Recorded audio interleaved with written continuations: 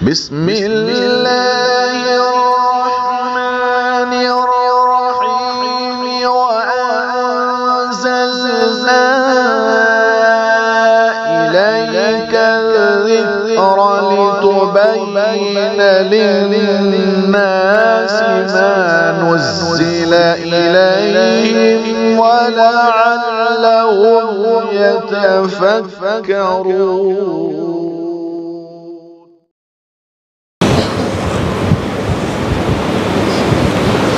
الحمد لله نحمده ونستعينه ونستغفره ونؤمن به ونتوكل عليه ونعوذ بالله من شرور أنفسنا ومن سيئات أعمالنا من يهده الله فلا مضل له ومن يضلله فلا هادي له ونشهد أن لا إله إلا الله وحده لا شريك له ونشهد أن سيدنا ومولانا محمدا عبده ورسوله. أما بعد أعوذ بالله من الشيطان الرجيم بسم الله الرحمن الرحيم. يا أيها الذين آمنوا عليكم أنفسكم لا يضركم من ضل إذا اهتديتم. وقال النبي صلى الله تعالى عليه وسلم إذا رأيت شحا مطاعا وهوى مطبع وإعجاب كل ذي رأي برأيه فعليك نفسك أو كما قال صلی اللہ تعالی علیہ وسلم. صدق رسول اللہ صلی اللہ علیہ وسلم. بزرگان محترم، معزز بھائیو، دوستو عزیزو، نبی علیہ السلام خاتم النبیین بن کر کے تشریف لائے. آپ کی نبوت زمانے کے اعتبار سے بھی عام ہے اور زمین کے اعتبار سے بھی عام ہے. اگلے نبیوں کا حال یہ تھا کہ وہ کسی شہر، کسی بستی، کسی علاقے اور کسی مخصوص جگہ کے لیے ان کو نبی بنا کر بھیجا گیا تھا. جناب حضرت موسیٰ علیہ السلام کو خاص طور پر اہل مصر کے لیے نبی بنا کر بھیجا گیا. حضرت عیسیٰ علیہ السلام کو ایک مخصوص جگہ کے لیے نبی بنا کر کے بھیجا گیا اور مخصوص قوم کے لیے نبی بنا کر کے بھیجا گیا جن کو بنی اسرائیل کہا جاتا ہے. موسیٰ علیہ السلام جن کی طرف تشریف لائے، جن میں تشریف لائے وہ بھی بنی اسرائیل، اور عیسیٰ علیہ السلام جس قوم میں تشریف لائے اور جس کے لیے آئے وہ بھی بنی اسرائیل. حضرت شعیب علیہ السلام کو ایک خاص علاقہ تھا مدین، ان کی طرف نبی بنا کر کے بھیجا گیا. حضرت لوط علیہ السلام کو ایک خاص بستی تھی صدوم جو عراق میں آئی، آج بھی ہے یہ بستی، ان کی طرف نبی بنا کر کے بھیجا گیا.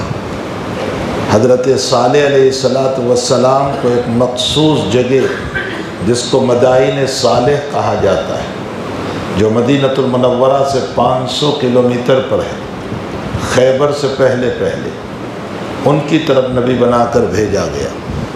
تو اگلے انبیاء کرام علیہ السلام، حضرت نوح علیہ السلام کو اس وقت اس زمین پر جتنی قوم تھی ان کے لیے نبی بنا کر بھیجا گیا. تو یہ تو عام تھا زمین کے اعتبار سے نوح علیہ السلام کی نبوت کہ زمین پر جتنی قوم تھی ان کے لیے، لیکن زمانے کے اعتبار سے وہ بھی خاص تھے. بس اسی وقت ان کو نبی بنا کر کے بھیجے گئے تھے. بعد میں ان کے بعد جو نبی آئے تو ان کی نبوت منسوخ ہو گئی. تو بہرحال انبیاء کرام علیہ السلام کو اپنے اپنے مخصوص علاقوں کی طرف نبی بنا کر کے بھیجے گئے.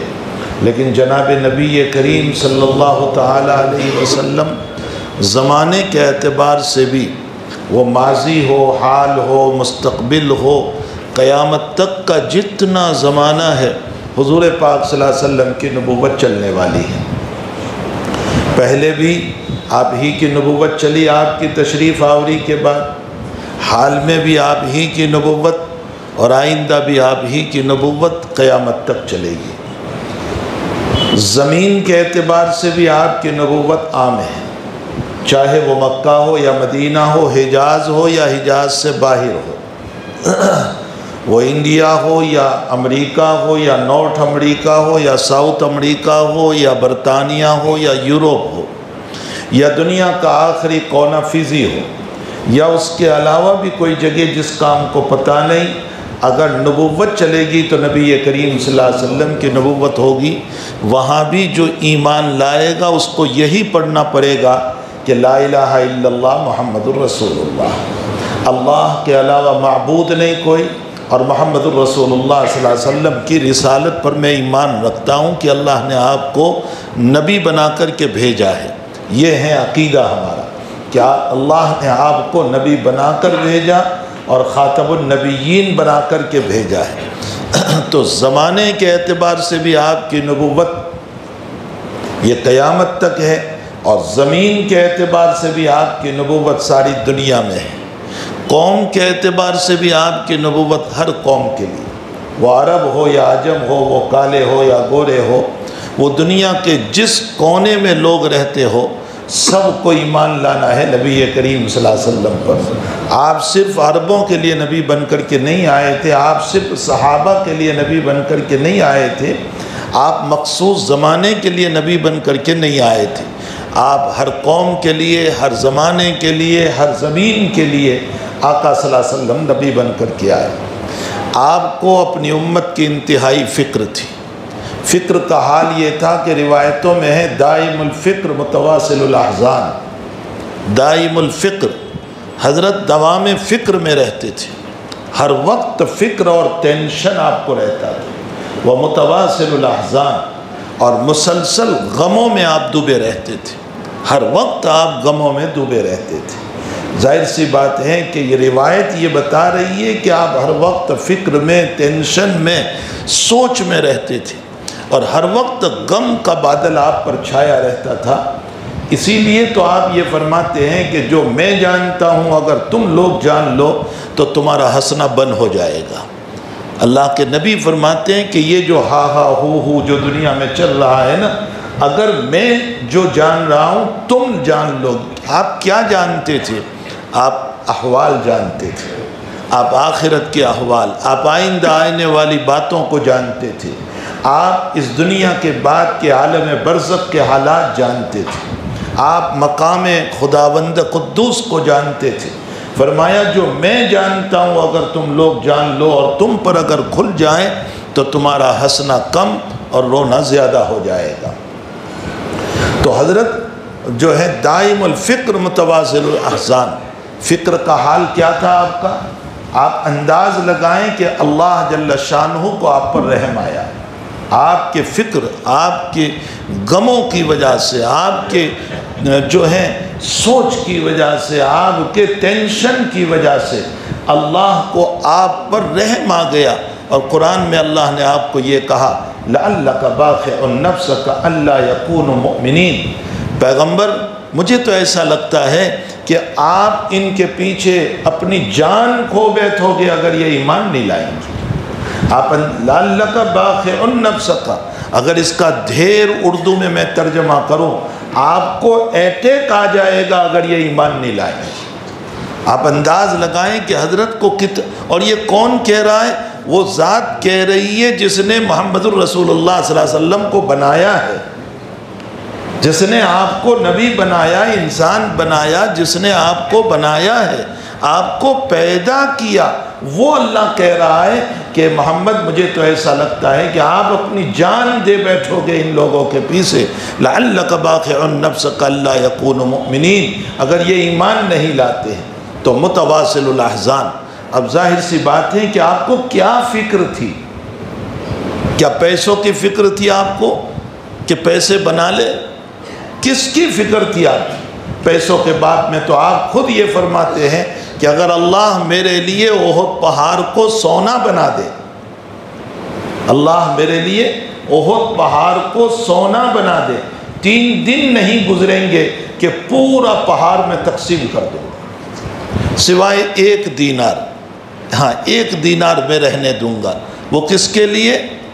دینار گول کا ہوتا ہے، سونے کا ہوتا ہے، 1 دینار وہ کس کے لیے؟ اپنی چائے پانی کے لیے نہیں، فرمایا میرے قرض کے لیے، کہ مجھ پر کوئی قرض ہو تو میں اس کو ادا کر دوں۔ تو ایک طرف سخاوت کو بیان فرمایا اور دوسری طرف قرض کی اہمیت کو بیان فرمایا کہ قرض اتنی بڑی چیز ہے، اتنی بڑی چیز ہے کہ نبی یہ فرماتے ہیں کہ اگر احد پہاڑ سونا بن جائے میرے لیے، میں سب تقسیم کر دوں گا، لیکن 1 دینار میں اپنے قرض کے لیے رکھوں گا۔ امت کو عظمت بتائی کہ اپنے قرض کو معمولی نہ سمجھو، ادا کر دو اس کو۔ یہ جو امت اس وقت لاکھوں میں کروڑوں میں قرض میں پڑی ہوئی ہے، عیش پرستی کے لیے، عیاشی کے لیے، شادیوں کے اندر اور کمپٹیشن میں۔ کس میں کمپٹیشن؟ میں اس سے آگے بڑھ جاؤں کاروبار میں، میں اس سے آگے بن جاؤں دکان میں، میں اس سے آگے بڑھ جاؤں مکان میں، میرا مکان اس سے بہتر بن جائے، میرا کاروبار اس سے اوپر چلا جائے، میں اتنے لیول پر ہوں تو اتنے لیول پر ہو جاؤں۔ یہ جو دنیا کا کمپٹیشن اس وقت چلا ہوا ہے، اللہ کے نبی علیہ السلام نے اپنے معجزہ قولیہ میں، معجزے 2 ہیں، معجزہ فعلیہ جو آپ نے کچھ ایسے عمل اللہ نے آپ کے ہاتھوں پر ظاہر فرمائے جس کو معجزہ فعلیہ کہا جاتا ہے۔ جیسے انگلیوں سے پانی نکلنے لگا، لعاب مبارک ڈالا تو پانی بڑھ گیا، یہ سب چاند کو اشارہ کیا 2 ٹکڑے ہو گئے، یہ سب معجزہ فعلیہ ہے۔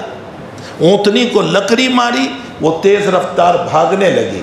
جابر کے مکان پر تشریف لے گئے، ایک چھوٹا سا بکری کا بچہ جس کو 3 آدمی کھا سکتے تھے 300 نے کھا لیا۔ یہ سب معجزات فعلیہ ہے نبی کریم صلی اللہ علیہ وسلم کے۔ لیکن معجزہ قولیہ کا معنی آپ نے مستقبل کے حالات بتائے۔ ان حالات کو بتاتے ہوئے آپ نے یہ فرمایا کہ مجھے میری امت پر شرک کا خوف نہیں ہے، مجھے میری امت پر شرک کا خوف نہیں ہے۔ اب بتائیے کیا اتنے سارے لوگ بیٹھے ہوئے ایک ساتھ العیاذ باللہ اللہم احفظنا، اللہ حفاظت فرمائے، کیا اتنا بڑا مجمع مشرک ہو سکتا ہے؟ ہرگز نہیں ہو سکتا ہے۔ فرمایا مجھے میری ہاں یکا دکا کوئی ہو جائے دولت کی لالچ میں، پیسوں کی لالچ میں، یا کسی وہ اور مسئلہ ہے، ورنہ میری امت پوری کی پوری جو ہے وہ شرک میں چلی جائے، اس کا مجھے خوف نہیں۔ مجھے خوف ہے اس بات کا کہ تمہارے اوپر دنیا بہت ہو جائے گی، فَتَنَافَسُوهَا كَمَا تَنَافَسُوهَا مَنْ كَانَ قَبْلَكُمْ، پھر تم کمپٹیشن پر اترو گے۔ یہ اللہ کے نبی اس وقت فرما کر گئے، تم کمپٹیشن پر اترو گے۔ فَتُهْلِكُكُمْ كَمَا أَهْلَكَتْ مَنْ كَانَ قَبْلَكُمْ، پھر اللہ تمہیں ایسے ہلاک کرے گا جیسے اللہ نے پہلی قوموں کو ہلاک کیا۔ پھر بخت نصر ان پر مسلط ہوا، پھر بیت المقدس کے اینٹ سے اینٹ بجا دی، پھر ان کے گھروں کو ویران کیا، پھر تیتوس مسلط ہوا اور تیتوس نے پھر بیت المقدس کو توڑا اور ان کے گھروں میں گھس کر کے ان کو قتل کیا۔ کس کو قتل کیا؟ ان بنی اسرائیل کو، جو کون تھے؟ میں اور آپ نہیں ہے، وہ تھے۔ کون تھے؟ نبی کی اولاد تھے، ابراہیم کی اولاد تھی، اسحاق کی اولاد تھی، یعقوب کی اولاد تھی، ان کی اولادیں تھی وہ۔ لیکن جب کمپٹیشن پر اترے، مقابلے پر اترے، اسپردھا پر اترے، دنیا میں ایک دوسرے کے مقابلے میں دنیا کے اعتبار سے جب آگے بڑھنے لگے اور دوسرے کو گرانے کی تدبیریں کرنے لگے، اللہ کہتا ہے میں نے ان کو ہلاک کیا۔ فرمایا اسی طرح اللہ کے نبی علیہ السلام فرماتے ہیں اللہ تمہیں بھی ہلاک کرے گا۔ فَتُهْلِكُكُمْ كَمَا أَهْلَكَتْ مَنْ كَانَ قَبْلَكُمْ، جیسے تم سے پہلے لوگوں کو۔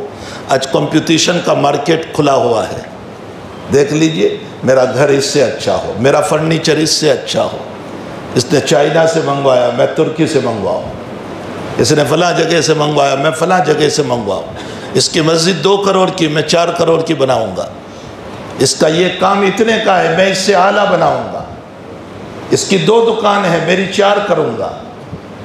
آج ایک کمپٹیشن چل پڑا ہے۔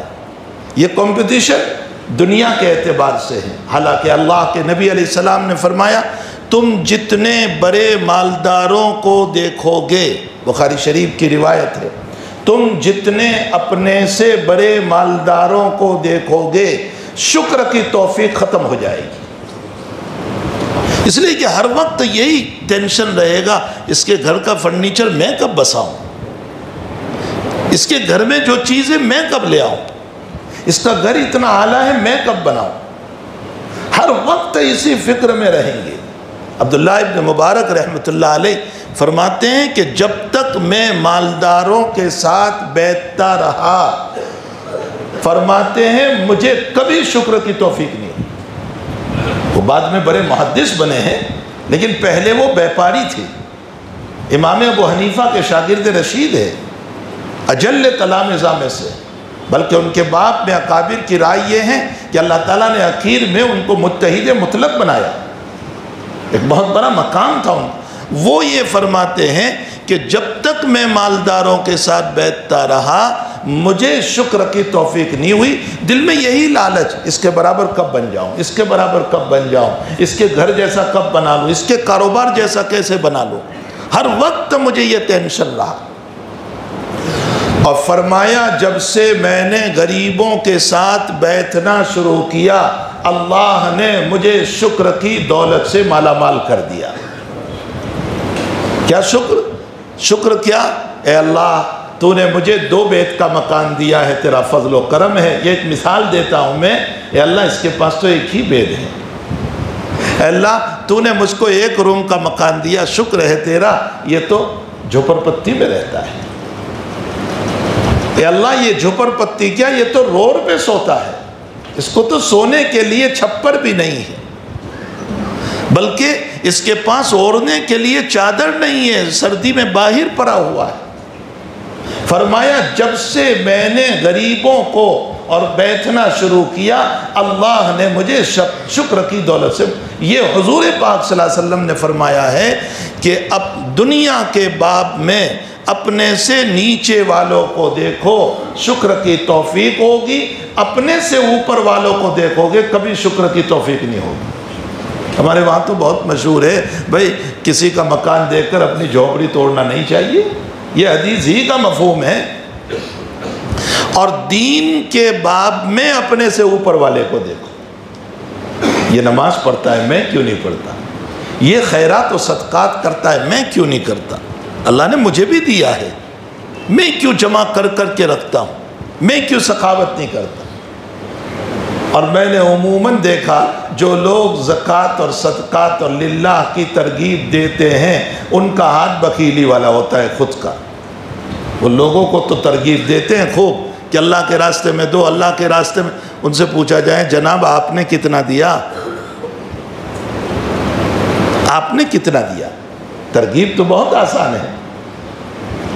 تو میں لوگوں کو دیکھوں کہ وہ خیرات کر رہے ہیں میں کیوں نہ کروں، وہ تہجد پڑھ رہا ہے میں کیوں نہ پڑھوں، یہ 5 وقت کا پابند ہے میں کیوں نہ پڑھوں۔ تو میرے بھائیو حقیقت یہ ہے کہ اللہ کے حبیب پاک صلی اللہ علیہ وسلم نے معجزہ قولیہ میں فرمایا کہ مجھے میری امت پر شرک کا خوف نہیں ہے، یہ مشرک نہیں بنے گی، لیکن کس بات کا خوف ہے؟ فرمایا دنیا بہت ہو جائے گی، کمپٹیشن پر اتریں گے، پھر ایک دوسرے سے لڑیں گے، پھر اللہ تمہیں ہلاک کرے گا جیسے اگلی قوموں کو ہلاک کیا۔ تو اللہ کے حبیب پاک صلی اللہ تعالی علیہ وسلم کو جو قیامت تک کے نبی بن کر کے آئے، آپ کی فکریں قیامت تک کی، آپ کی فکریں صرف صحابہ کی نہیں تھی، آپ کی فکر صرف تابعین کی نہیں تھی، آپ کی فکر قیامت تک کی تھی۔ معلوم ہوتا ہے آپ کی فکروں میں ہماری بھی فکریں تھیں، جو اس وقت ہیں نا ہماری بھی فکریں تھیں اور آئندہ زمانے کی بھی فکریں تھیں۔ اللہ کے حبیب پاک صلی اللہ علیہ وسلم کو ہر وقت فکر تھی، اور اسی کو فرمایا دائم الفکر متواصل الاحزان۔ اسی لیے حضور پاک صلی اللہ تعالی علیہ وسلم نے بہت سارے پیشین گویا سنائی، جو اللہ تعالیٰ نے آپ کو بتایا، جو آپ کو خبریں بتائی کہ آئندہ تمہاری امت پر کیا ہونے والا ہے، کیا کیا مسائل آنے والے ہیں۔ اس کو آپ نے بہت تفصیل سے، حتیٰ کہ محدثین نے حدیث کی کتابوں میں اس کا مستقلاً چیپٹر اور کتاب قائم فرمائی، جس کو کتاب الفتن کہا جاتا ہے۔ فتن فتنہ کی جمع ہے، بہووچن ہے، فتنے کا بہووچن ہے فتن۔ فتن کا ڈکشنری کا ترجمہ ہوتا ہے سونے کو آگ پر تپانا، گول کو آگ پر تپانا، تاکہ گول الگ ہو جائیں اور ملاوٹ الگ ہو جائے۔ معلوم ہوتا ہے کہ فتنے کا مطلب ہوتا ہے آزمائش، امتحان، اور پھر اسی کے ساتھ ساتھ فتنے کا مطلب ہوتا ہے معاصی، گناہ۔ اس کو بھی فتنہ کہا گیا، روایتوں میں اس کو بھی فتنہ کہا گیا، اس لیے کہ دنیا یہ امتحان کی جگہ ہے۔ کون اللہ کو مانتا ہے، کون نہیں مانتا، کون اطاعت، کون نافرمان۔ تو معاصی بھی فتنہ ہے، حتیٰ کہ حق کو باطل سمجھنا اور باطل کو حق سمجھنا، اللہ کے نبی فرماتے ہیں یہ بھی فتنہ ہے، اس کو بھی فتنہ کہا گیا۔ حتیٰ کہ اللہ کے حبیب پاک صلی اللہ تعالیٰ علیہ وسلم نے فرمایا کہ حق کا انکار کرنا اور غیر دلیل کو شریعت کے لیے دلیل بنانا، یہ بھی فتنہ ہے۔ حق کا انکار، آپ نے کسی کو کوئی بات کہی، فوراً اس کا انکار، بھئی آپ اپنا کام کیجئے، یہ جواب ملتا ہے۔ یا کسی باطل مسئلے کے لیے، غلط مسئلے کے لیے غلط دلیل کو پیش کرنا۔ مثلاً آپ کسی سے بتائیں کہ یہ سنت نہیں ہے، یہ بدعت ہے، یہ غلط ہے، اللہ کے نبی نے اس کو نہیں فرمایا، کہتے سعودی میں ہوتا ہے نا، سعودی دلیل نہیں ہے، دلیل جناب رسول اللہ صلی اللہ علیہ وسلم ہے۔ فلاں جماعت کر رہی ہے، فلاں جماعت حجت نہیں ہے، وہ جماعت ہمارے لیے حجت نہیں، حجت نبی کریم صلی اللہ علیہ وسلم ہے، اللہ کے نبی علیہ السلام کی زندگی، یہ ہمارے لیے حجت ہے۔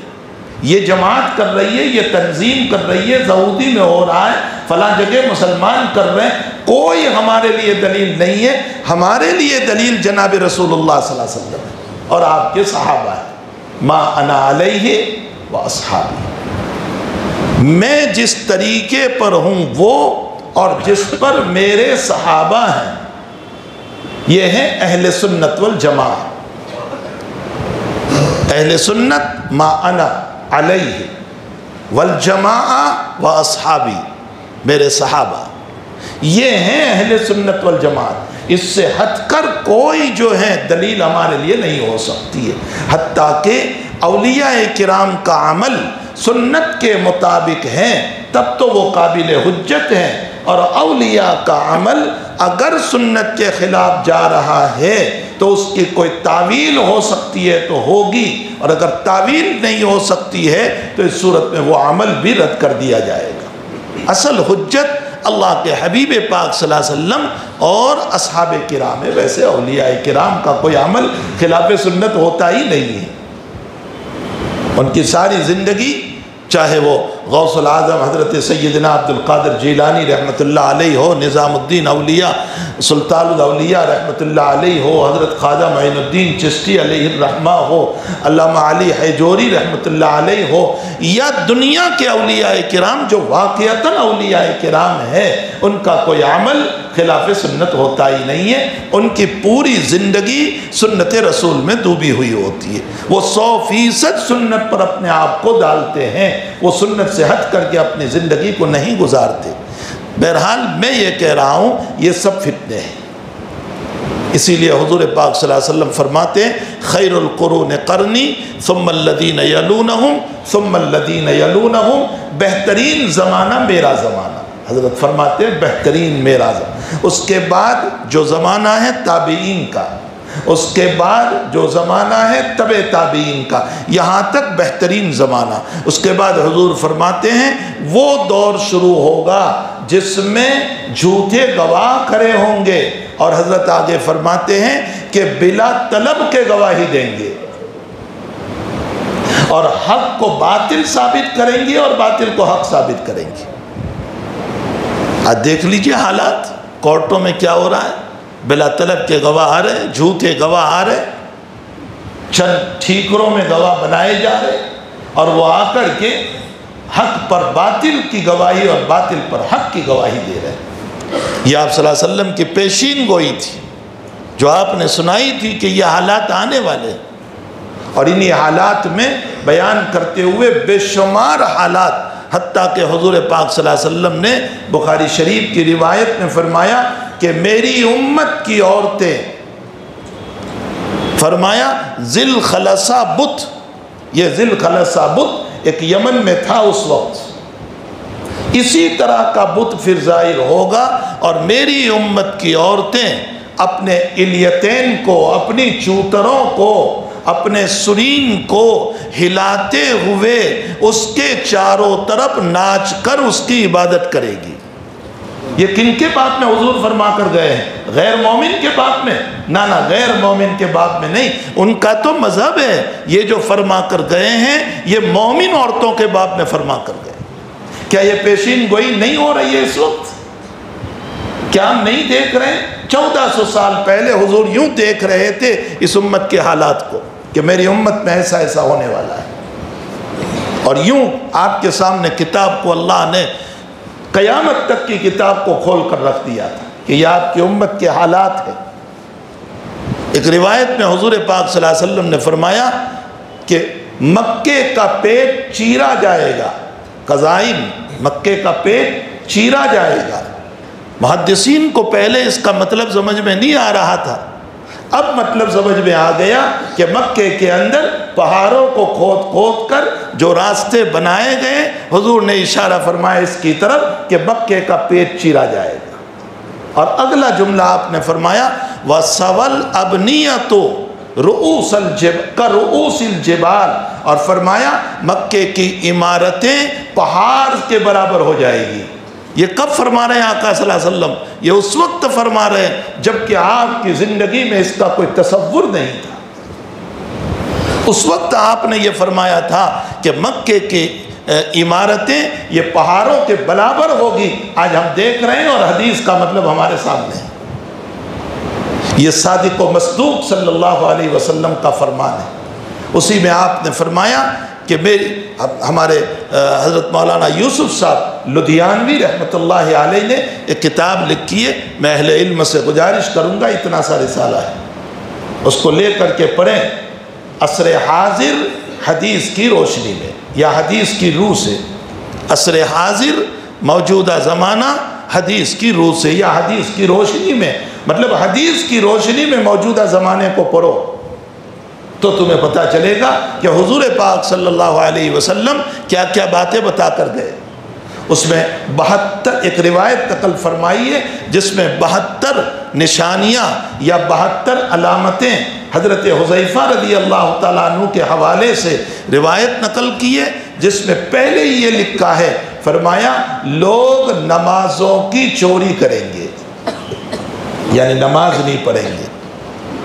اس میں لکھا کہ لوگ ہدیے کے نام پر رشوت کو جائز کریں گے۔ آج کیا ہو رہا ہے؟ ہدیہ ہی تو دیا جا رہا ہے، لیکن ہوتا کیا ہے؟ رشوت ہے۔ ہدیے کے نام پر رشوت کو لوگ جائز کریں گے۔ فرمایا سود کی حلت کی کوشش کی جائے گی۔ یہ وہ زمانہ ہے کہ جس میں سود کی حلت کی کوشش کی جا رہی ہے۔ فرمایا شراب کا نام بدل کر حلال کے فتوے دیے جائیں گے۔ فرمایا امانت دار کو خائن ثابت کریں گے اور خیانت کرنے والے کو امین ثابت کریں گے۔ یہ حضور پاک صلی اللہ علیہ وسلم کا فرمان ہے کہ جو امانت دار ہے اس کو خائن ثابت کریں گے اور جو خیانت کر رہا ہے اس کو امانت دار ثابت کریں گے۔ فرمایا آقا صلی اللہ علیہ وسلم نے کہ مارنے والے کو پتہ نہیں ہوگا کہ میں نے کیوں مارا، اور مرنے والے کو پتہ نہیں ہوگا کہ مجھے کیوں مارا گیا۔ آپ دیکھ لیجئے، ایک آدمی نے آ کر کسی کو سوٹ کر دیا، آپ اس سے پوچھو کیوں مارا تو نے اس کو؟ مجھے نہیں پتا، فلاں صاحب نے کہا تھا۔ اگر اس مرنے والے کو زندہ کر کے پوچھا جائے کہ تجھے کیوں مارا گیا، وہ کہے گا مجھے کچھ پتا نہیں کہ کیوں مارا گیا۔ قریباً 72 نشانیاں اسی میں ہیں کہ نبی کریم صلی اللہ علیہ وسلم نے فرمایا عورتیں اونٹوں کے کوہان کی طرح اپنے بالوں کو بنائے گی۔ اونٹ کا کوہان جو ہوتا ہے نا، آپ نے ابھرا ہوا حصہ دیکھا ہوگا گردن کے پیچھے، فرمایا اس طرح۔ اس کا مطلب بھی محدثین کو سمجھ میں نہیں آ رہا تھا، لیکن اب سمجھ میں آ گیا کہ اونٹ کے کوہان کی طرح بال بنانے کا کیا مطلب ہے، کہ وہ اوپر یوں بال باندھ کر کے رکھے گی جس کی وجہ سے لوگوں کو اپنی طرف کھینچے گی۔ اس طرح کی قریباً 72 میرے دل میں تھا کہ میں اس کتاب کو بھی اٹھا کر لاتا اور میں 72 نشانیاں اندر دیکھ کر آپ کو پڑھ کر سناتا کہ جناب نبی کریم صلی اللہ علیہ وسلم نے کیا فرمایا ہے۔ اور وہ ساری پیشین گوئیاں، وہ ساری باتیں، وہ جو کچھ آپ نے فرمایا ہے وہ ہوتا جا رہا ہے۔ یہ سارے فتنے ہی فتنے، فتنے ہی فتنے جا رہے۔ حضور پاک صلی اللہ علیہ وسلم نے فرمایا کہ یہ سب اچھا، فرمایا لباس کا عالم یہ ہوگا کہ خود مرد کو آنکھ بند کرنی پڑے گی لیکن عورت اس لباس کو نہیں چھوڑے گی۔ یعنی بے حیائی کا لباس کہ ہمیں اپنی نظر نیچی کرنی پڑے گی لیکن وہ اس کو بے حیائی نہیں سمجھے گی۔ حالانکہ قرآن کریم میں لباس جو ہے اس کی علت تو یہ بیان کی گئی ہے کہ لباس اس لیے پہنا جاتا ہے یواری سوآتکم وریشا، لباس اس لیے ہے تاکہ ستر چھپے اور زینت بنے، اس لیے لباس ہے۔ لیکن ایسا لباس پہن رہی ہے جس سے ستر کھل رہا ہے، سوآتکم نہیں ہو رہا ہے، ستر نہیں چھپ رہا ہے بلکہ ستر کھل رہا ہے، اس لیے کہ عورت کا بدن بال سے لے کر پاؤں تک سوائے 3 عضووں کے، یہ اتنا سا ہاتھ پہنچو تک کا اور یہ اتنا سا چہرہ اور نیچے پاؤں، وہ جو ہم ٹخنوں تک جو دھوتے ہیں وضو میں، اتنا سا کھولنے کی اجازت دی ہے، اس سے زیادہ اجازت نہیں دی۔ لیکن چہرے کے باب میں فقہا نے لکھا کہ چونکہ یہ بھی موضع فتنہ ہے اس لیے نقاب سے اس کو بند کیا جائے تو اولا ہے، بہتر ہے۔ اور بدن کتنا کھلا ہوا ہے، جس کو ستر قرار دیا گیا وہ سارا حصہ کھلا ہوا ہے۔ جب یہ سارے حالات، ساری نشانیاں، سارے مسائل جب امت میں چلیں گے تو حضور پاک صلی اللہ علیہ وسلم فرماتے ہیں کہ پھر تمہیں مارنے کے لیے لوگ اس طرح توتیں گے۔ ترمذی کی روایت میں ہے جیسے ایک پیالہ ہو، کھانا ہو اور اس کھانے پر لوگ کھانے کے لیے توتتے ہیں۔ اتنا نہیں، روایت میں آگے حضور پاک صلی اللہ علیہ وسلم نے فرمایا کہ خود جیسے آپ دسترخوان پر بیٹھ کر کھاتے ہو اور دوسروں کو بھی بلاتے ہو، آئی صاحب آئیے آپ بھی کھا لیجئے، آئی صاحب آئیے آپ بھی کھا لیجئے، آپ بھی کھا لیجئے، فرمایا جیسے تم دسترخوان پر کھاتے ہو اور دوسروں کو کھانے کے لیے بلاتے ہو، اسی طرح میری امت کے مسلمانوں پر حال ہوگا کہ خود تو ماریں گے لیکن دوسروں کو بلائیں گے کہ تم بھی مارو آ کر۔ اس کے حالات پہلے بھی پڑھے، اب بھی پڑھ رہے ہیں، چند سالوں پہلے بھی پڑھے، ابھی پڑھ رہے ہیں، ابھی موجودہ حالات میں بھی آپ دیکھ لیجئے، اور اس سے پہلے 100 سالہ پوری جو تاریخ ہے آپ اس کو پڑھ لیجئے کہ خود بھی توتے ہیں اور دوسروں کو بھی کہہ رہے ہیں کہ آپ آ جائیے، اور اس کو اجتماعیت کا نام دیا گیا۔ یہ ساری باتیں حضور پاک صلی اللہ علیہ وسلم فرما کر گئے۔ جس وقت اللہ کے نبی یہ مضمون بیان فرما رہے تھے، صحابہ نے فرمایا یا رسول اللہ کیا ہم قلیل ہوں گے؟ نحن المقلون، ہم تھوڑے ہوں گے؟ فرمایا نہیں، تم میجورٹی میں ہوں گے، کثرت ہوگی، بہت زیادہ تم لوگ ہوں گے۔ تو پھر کیا حال؟ اب دیکھ لیجئے کثرت ہماری 56 یعنی 56 کنٹریاں ہیں اور دنیا کا 1/3 حصہ مسلمان ہے، 1/3 حصہ پوری دنیا کے اندر۔ اتنے سارے مسلمان ہونے کے باوجود حالات کیا چل رہے ہیں؟ صحابہ اللہ کے نبی نے فرمایا نہیں نہیں تم بہت ہوں گے. فرمایا پھر ہمارا یعنی صحابہ کے تصور میں نہیں آ سکتا تھا کہ کیا ایسے بھی مسائل ہو سکتے ہیں, ایسے بھی حالات ہو سکتے ہیں, ایسا بھی ہو سکتا ہے. ان کے سمجھ میں نہیں آ رہا تھا. کہاں سے ان کی سمجھ میں آتا؟ ان کے تو ایک ایک دعا پر مسائل حل ہو رہے تھے, ان کی دو دو رکعتوں پر مسائل حل ہو رہے تھے, ان کے ایمانی جذبے پر مسائل حل ہو رہے تھے. تو اللہ کے نبی علیہ السلام نے فرمایا کہ ہاں اس لیے کہ تم میں وہن بہت ہو جائے گا. صحابہ فرماتے مل وہن یا رسول اللہ, وہ وہن کیا چیز ہے؟ حضرت نے فرمایا حب الدنیا, دنیا کی محبت اتنی ہوگی کہ تم دین چھوڑ بیٹھے ہوں گے. آج یہی حال ہے. یہ ٹوپی ہے نظر آ رہی ہے, کچھ نمازیں نظر آ رہی ہیں, ورنہ اندر کی زندگی بغاوت میں ہے.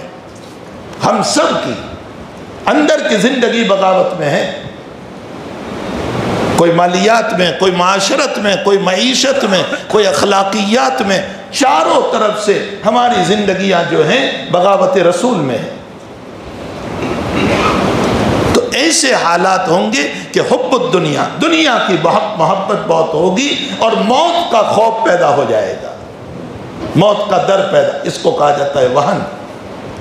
اب کیا کیا جائے ان حالات میں؟ فتنوں پر فتنے چل رہے ہیں. ان فتنوں کے وقت میں ہمیں کیا نبی علیہ السلام نے ہمیں کیا بتایا, کس بات کی تعلیم دی؟ سب سے پہلی تعلیم ہم کو دی ہے دعاؤں کا اہتمام. دعاؤں کا اہتمام. اللہم انی اعوذ بک من الفتن ما ظہر منہا وما بطن, نبی کریم صلی اللہ علیہ وسلم کی دعا ہے. اے اللہ میں فتنوں سے پناہ چاہتا ہوں, جو ظاہر ہے وہ بھی, جو چھپے ہیں وہ بھی. مجھے نہیں پتا کہ چھپ کر کے کیا فتنے ہو رہے ہیں, کیا سازشیں ہو رہی ہیں, کیا تدبیریں ہو رہی ہیں, کیا کیا باتیں اندرونی طور پر ہو رہی ہیں, ہمیں نہیں معلوم. اللہم انی اعوذ بک من الفتن ما ظہر منہا وما بطن. نبی علیہ السلام نے اللہم انی اعوذ بک من جہد البلاء ودرک الشقاء وسوء القضاء وشماتۃ الاعداء, یہ نبی علیہ السلام کی دعا ہے. اللہم انی اعوذ بک من جہد البلاء, اللہ مصیبتوں سے میں پناہ چاہتا ہوں. ودرک الشقاء, اے اللہ بری تقدیر سے میں پناہ چاہتا ہوں. اسی لیے ہمیں اللہ سے دعا کرنی چاہیے کہ اللہ اگر میرے حق میں بری تقدیر ہو تو تو نے ہی تقدیر لکھی ہے, میری بری تقدیر کو اچھی تقدیر سے بدل دے. جس نے لکھا ہے وہ بدلنے پر قادر ہے. اے اللہ میری بری تقدیر کو اچھی تقدیر سے بدل دے. وسوء القضاء وشماتۃ الاعداء, اے اللہ دشمنوں کی نحوستوں سے اور ان کی سازشوں سے اے اللہ مجھے پناہ عطا فرما. وشماتۃ الاعداء, اللہ کے حبیب پاک صلی اللہ علیہ وسلم نے بہت دعاؤں کا اہتمام کیا, حتیٰ کہ سلام پھیرنے سے پہلے نماز میں انی ظلمت تو جہاں پڑھتے ہیں ان دعاؤں کو بھی نبی علیہ السلام پڑھا کرتے تھے.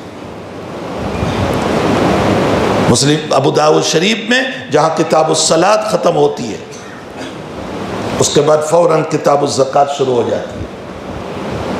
آخری حدیث, ایک صحابی رضی اللہ تعالیٰ عنہ نے اپنی ذب و حالی, اپنی غریبی, اپنے حالات, اپنی پریشانیاں اللہ کے حبیب سے بیان فرمائی. اس لیے نہیں کہ کوئی اللہ سے شکوہ شکایت تھی, اس لیے نہیں, اس لیے تاکہ اللہ کے نبی کی کوئی دعا مل جائے. تو نبی علیہ السلام نے ان کو ایک دعا سکھائی. اللہم انی اعوذ بک من الہم والحزن واعوذ بک من البخل والکسل واعوذ بک من غلبۃ الدین وقہر الرجال. ایک دو لفظ آگے پیچھے. اے اللہ انی اعوذ بک من الہم والحزن, اے اللہ میں ہموم اور غموم سے پناہ چاہتا ہوں, میں بخیلی اور جو ہے سستی اور کاہلی سے پناہ چاہتا ہوں. وغلبۃ الدین وقہر الرجال, اے اللہ قرض کے بوجھ سے پناہ چاہتا ہوں اور دشمنوں کی دشمنی سے پناہ چاہتا ہوں. وقہر الرجال, قہر الرجال سے پناہ چاہتا ہوں. قہر الرجال, قہر کا معنی لوگ ہم پر حالات ڈالتے ہیں, رجال آدمی, آدمیوں کے حالات سے، دشمنوں کی دشمنی سے اللہ میں پناہ چاہتا ہوں۔ اللہ کے حبیب پاک صلی اللہ علیہ وسلم نے ان صحابی کو فرمایا اگر اس دعا کا اہتمام کرو گے اللہ تمہارے سارے غموم اور غموم کو ختم کرے گا اور مالی فراوانی عطا فرما دے گا۔ کتاب الصلاۃ علماء سے آپ اس دعا کو یاد کر لیں، کتاب الصلاۃ کی آخری حدیث، اس کے بعد کتاب الزکوٰۃ شروع ہو جاتا ہے۔ میرے بھائیوں، سب سے پہلا اہتمام موجودہ دور میں جو حالات چل رہے ہیں ان حالات میں اللہ کے دین کے پابند بنو، نمازوں کے چور نہ بنو، نمازوں کی پابندیاں کرو، خلوص کے ساتھ اللہ کے سامنے کھڑے رہو، مرغے کی تھوم کی طرح نمازیں نہ پڑھو کہ جلدی جلدی نماز پڑھ کے اپنے کاروبار میں نہ نکل جاؤ، جی جما کر نماز پڑھو اور نماز کے بعد اللہ سے دعائیں کرو۔ دوسرا، حلال کھانے کا اہتمام کرو، رزق حلال کا اہتمام۔ تیسرا، نبی علیہ السلام فرماتے ہیں جماعت المسلمین کو لازم پکڑو، مسلمانوں کی جماعت کو لازم پکڑو، اس لیے کہ بکری اکیلی ہوتی ہے شیر حملہ کر دیتا ہے، مسلمانوں کی جماعت کو ساتھ رہو۔ اور چوتھا، ایک دوسرے کو معاف کر کے اتفاق کا ماحول پیدا کرو، تمہارے اختلافوں سے تمہاری طاقتیں ختم ہو جائے گی اور حق تعالیٰ دوسروں کو غلبہ دے گی۔ اس لیے معاف کرنے والے بنو، درگزر کرنے والے بنو اور ایک دوسرے کو ہمدردی اور محبت کے ساتھ رہو۔ حضور پاک صلی اللہ علیہ وسلم نے جو فرمایا، میں نے شروع میں جس کو پڑھا، قرآن کی آیت، یا ایھا الذین آمنوا علیکم انفسکم، اے ایمان والو تمہاری ذات پر اپنی ذات کی حفاظت کرنا لازم ہے۔ کب؟ جب دنیا کے حالات بگڑنے لگے۔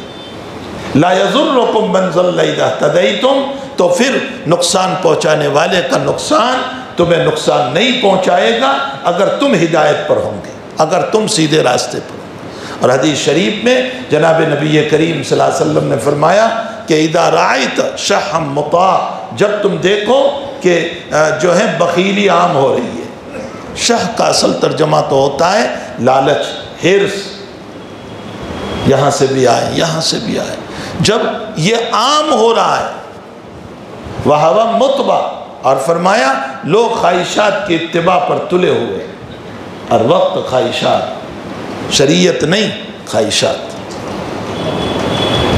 میں شریعت کو دوسرے نمبر پر، میری خواہش کے مطابق شریعت ہے تو مانوں گا، اور میری خواہش کے مطابق شریعت نہیں ہے تو نہیں مانوں گا۔ جب لوگ خواہشات کی اتباع کرنے لگے، وَإِعْجَابُ كُلِّ ذِي رَأْيٍ بِرَأْيِهِ، اور جب ہر انسان اپنی ہی رائے پر تکبر کرنے لگے، میری رائے 100% صحیح، آپ کی رائے غلط، اور ایک دوسرے کی رائے کو ٹھکرانے لگے کہ آپ غلط ہیں، آپ جھوٹے ہیں، میری رائے صحیح، میری رائے ماننا پڑے گا آپ کو، اسی پر تمہیں عمل کرنا پڑے گا۔ وَإِعْجَابُ كُلِّ ذِي رَأْيٍ، اعجاب کا معنی خود پسندی، غرور، تکبر، جب ہر انسان اپنی رائے پر فخر کرنے لگے کہ نہیں میری ہی رائے صحیح، آپ کی رائے غلط ہے۔ آج کیا ہو رہا ہے؟ ہماری تنظیمیں کیوں فیل ہو رہی ہے؟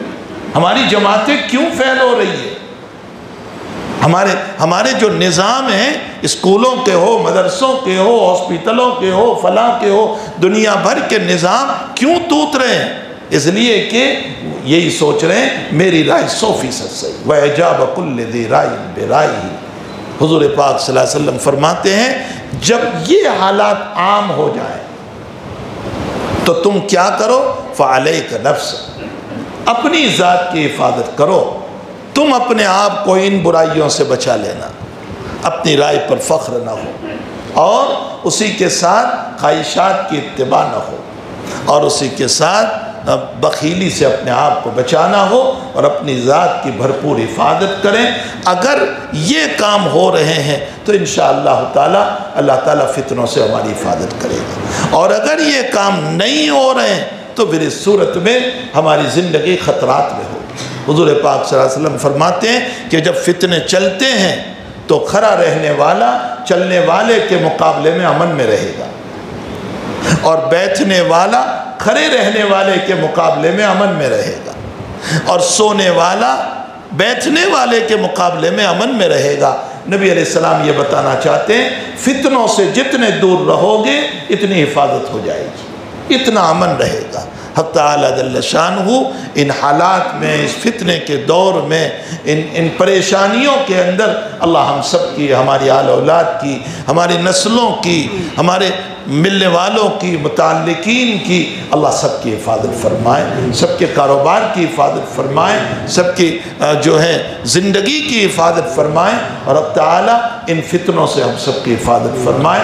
یہ وہی فتنے ہیں کہ نبی علیہ السلام نے فرمایا کمواقع القطر، فرمایا جیسے بارش کا مطر، جیسے بارش برستی ہے نا، اس طرح فتنے برسیں گے۔ ہاں یہ ساری پیشین گوئیاں روایتوں میں ہے کہ جیسے بارش برستی ہے مطر، ایسے فتنے برسیں گے۔ حضرت نے اس میں دو باتوں کی طرف اشارہ فرمایا، بارش کثرت سے برستی ہے، اسی طرح فتنے بھی کثرت سے ہوں گے، اور بارش سے مثال دے کر اشارہ فرمایا بارش مسلسل برستی ہے، اسی طرح جب فتنے شروع ہوں گے تو مسلسل چلیں گے۔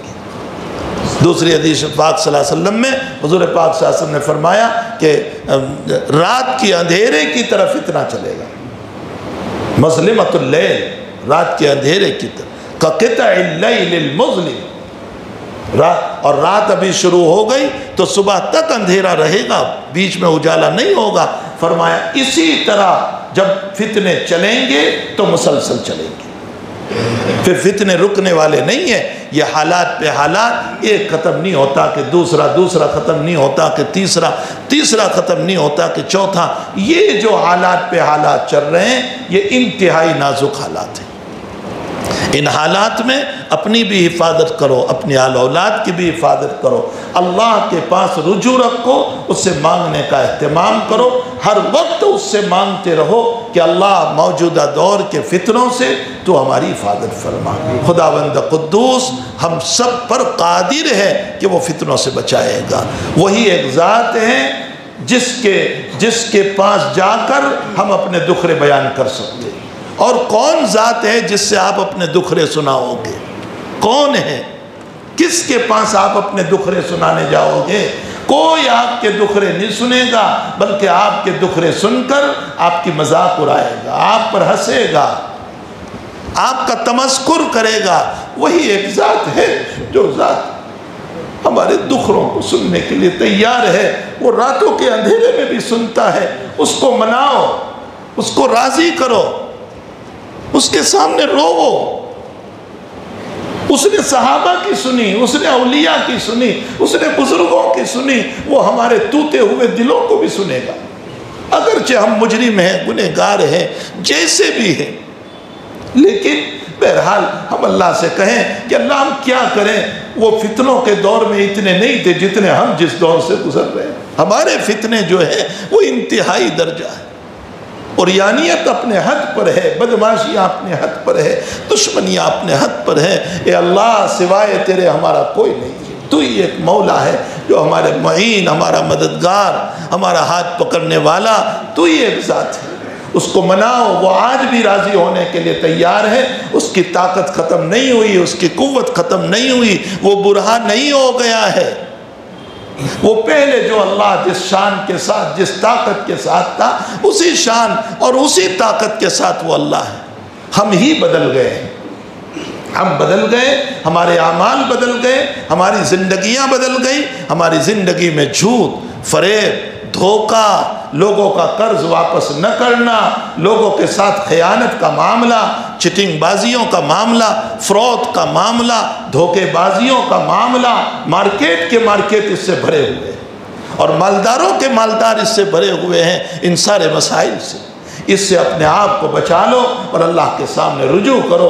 انشاءاللہ تعالی حق تعالی جل شانہ و عم نوالہ آج بھی میری اور آپ کی مدد کے لیے تیار ہیں۔ اللہ ہم سب کو فتنوں سے حفاظت فرمائے۔ وصلی اللہ علی نبینا محمد و آلہ و صحبہ اجمعین۔ سبحانک اللہم و بحمدک و تبارک اسمک و تعالی جدک و لا الہ غیرک۔ سبحانک اللہم و بحمدک و تبارک اسمک و تعالی جدک و لا الہ غیرک۔ سبحان اللہ و بحمدہ سبحان اللہ العظیم اللہم صلی علی سیدنا حبیبنا و شفیعنا و سندنا مولانا محمد وبارک وسلم اللہم ربنا آتنا فی الدنیا حسنہ و فی الآخرت حسنہ وقنا عذاب النار۔ اللہ ہمیں معاف فرما دے، ہم جیسے بھی ہیں تیرے بندے ہیں، اے اللہ ٹوٹے ہوئے سہی، گنہگار سہی، ہمیں اپنے گناہوں کا اعتراف ہے، ہم نے راتوں میں بھی گناہ کیے، دن میں بھی گناہ کیے ہیں، لیکن اے اللہ کلمہ تو تیرا ہی پڑھ رہے ہیں، لا الہ الا اللہ کا اعتراف تیرا ہی کر رہے ہیں، محمد الرسول اللہ صلی اللہ علیہ وسلم اے اللہ اللہ کے نبی کے اعتراف ہم کر رہے ہیں۔ اے اللہ تجھے اس کلمے کا واسطہ ہے کہ مولا کریم تو ہم تمام کو معاف فرما دے، مصیبتوں سے ہماری حفاظت فرما لے۔ اللہ اس زمین پر ہمارا قصور کیا ہے؟ ہم نے کوئی قصور نہیں کیا، ہم نے نہ کسی کو مارا نہ کسی کے ساتھ کوئی خلاف کام کیا، صرف اتنا ہی تو ہے کہ ہم تیرا نام لے رہے ہیں۔ یا اللہ تیرا نام لینا بھی جرم ہو گیا، تیرے حبیب کا نام لینا بھی جرم بن گیا۔ الہ العالمین تجھے تیرے نام کا واسطہ ہے، تجھے تیرے محبوب کا واسطہ ہے، تجھے کلمہ لا الہ الا اللہ کا واسطہ ہے۔ اے اللہ ہمارے مسلمانوں کی حفاظت فرما، اے اللہ بہو بیٹیوں کی حفاظت فرما، آبرو عزت کی حفاظت فرما، ایمان کی حفاظت فرما، کاروبار کی حفاظت فرما، جائیداد و مکان کی حفاظت فرما، مساجد و مکاتب کی حفاظت فرما، مراکز و خانقاہوں کی حفاظت فرما۔ اے اللہ جہاں جہاں مسلمان پریشان حال ہیں سب کی پریشانیوں کو دور فرما۔ اے اللہ تو ہی دور کرنے والا ہے، ہمارے دکھرے سننے والا تیرے علاوہ کوئی نہیں ہے۔ اللہ ہم جہاں گئے ہمیں ذلیل کیا گیا، ہمیں رسوا کیا گیا، ہمیں نکالا گیا، حتیٰ کہ ہم کو تو تانے دیے گئے اور یوں کہا جاؤ تم اللہ کو مانتے ہو نا تو اسی اللہ سے مانگ لو۔ یہ لوگ کہہ رہے ہیں کہ اللہ مر گیا، اللہ تو مرتا نہیں ہے، تو حی لا یموت ہے، تو حی لا یموت ہے۔ اللہ اللہ اے اللہ اللہ اللہ ہم تیرے پیارے نام سے تجھے پکار رہے ہیں۔ اللہ اللہ بیٹا اپنے ماں کو پیار سے پکارتا ہے، ماں رحمت بری آگوش دے دیتی ہے۔ اللہ تو بھی اپنی رحمت بری آگوش ہم کو عطا فرما دے، تو بھی اپنی رحمت بری آگوش ہم کو عطا فرما دے۔ اے اللہ ہم سب کی ضرورتوں کو دست غیب سے پورا فرما۔ اے اللہ جہاں جہاں مسلمان بیمار پریشان حال ہیں سب کی پریشانیوں کو دور فرما، شفاء دائمہ و مستمرہ عطا فرما، مرحومین کی مغفرت فرما، اس مجمع کی جائز تمناؤں کو پوری فرما، سب کے حاجات کو پوری فرما۔ اے اللہ جو مانگا اپنے فضل سے عطا فرما، نہیں مانگا اپنے فضل سے نصیب فرما، فتنوں سے حفاظت فرما، ظاہری فتنوں سے بھی حفاظت فرما، باطنی فتنوں سے بھی حفاظت فرما۔ صلی اللہ علی نبینا محمد و آلہ و صحبہ اجمعین برحمتک یا